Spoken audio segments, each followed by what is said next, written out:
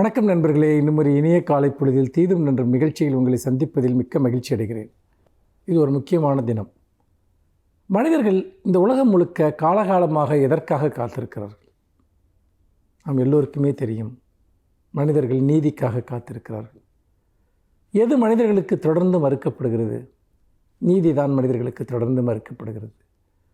எது காண்பதற்கு கிடைப்பதற்கு மிக அரிய பொருளாக இருக்கிறது?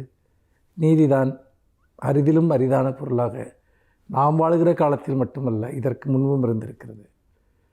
இந்த நீதியை தேடுகிற பயணத்தில் உலகம் முழுக்க சட்டங்கள் இயற்றப்படுகின்றன, அறநூல்கள் இயற்றப்படுகின்றன, பல்வேறு விதமான மனிதாபிமான கோட்பாடுகள், அது சார்ந்த விழுமியங்கள் உலகம் முழுக்க தொடர்ந்து பேசப்படுகின்றன, பரப்பப்படுகின்றன.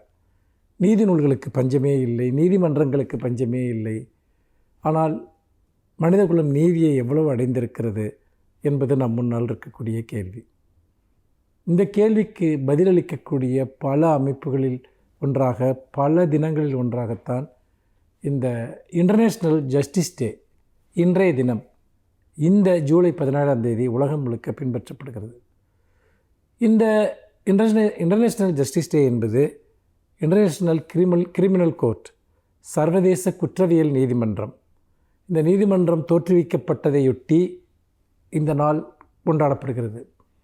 இந்த நீதிமன்றம் எதையெல்லாம் விசாரிக்கிறது? இந்த சர்வதேச நீதி நாள் குறிக்கக்கூடிய செய்தி என்ன?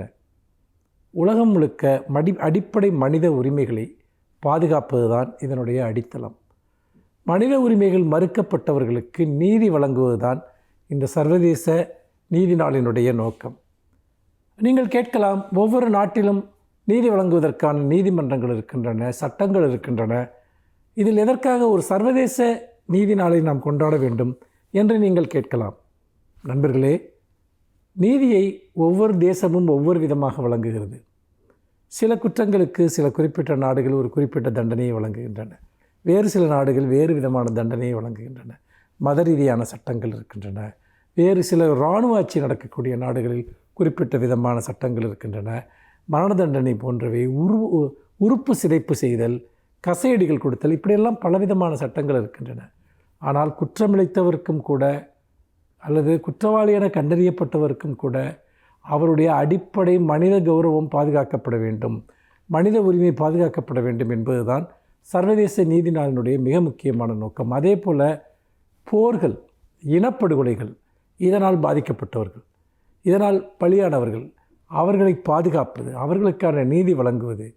பல சமயங்களில் ஒரு நாட்டினுடைய அரசே கூட தங்கள் மக்களுக்கு எதிரான குற்றங்களை செய்ய முடியும்.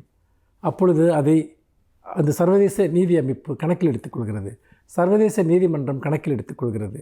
அதாவது அடிப்படை மனித உரிமை கோட்பாடுகளுக்கு எல்லா நாட்டு அரசாங்கங்களும் பொறுப்பாக இருக்க வேண்டும். அதில் அவர்களுக்கு ஒரு அக்கௌண்டபிலிட்டி, ஒரு பொறுப்பேற்றல் இருக்க வேண்டும்.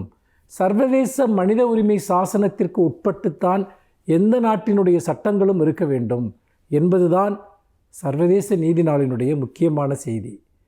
நீங்கள் அடிப்படையான அந்த மனித உரிமை கோட்பாடுகளை மீறி தண்டனை முறைகளையோ விசாரணைகளையோ வைத்து கொண்டிருந்தால் நீங்கள் சர்வதேச ரீதியான மனித உரிமை சார்ந்த உணர்வுகளை அவமதிக்கிறீர்கள், அது சார்ந்த அறவியல் மதிப்பீடுகளை அவமதிக்கிறீர்கள் என்பதுதான் அதனுடைய பொருள்.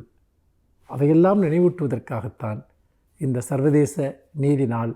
இந்த நாளில் நீதியை பற்றிய நம்முடைய பார்வைகள் விரிவடையட்டும். மீண்டும் இன்னும் ஒரு புதிய சிந்தனையோடு உங்களை சந்திக்கிறேன். நன்றி, வணக்கம்.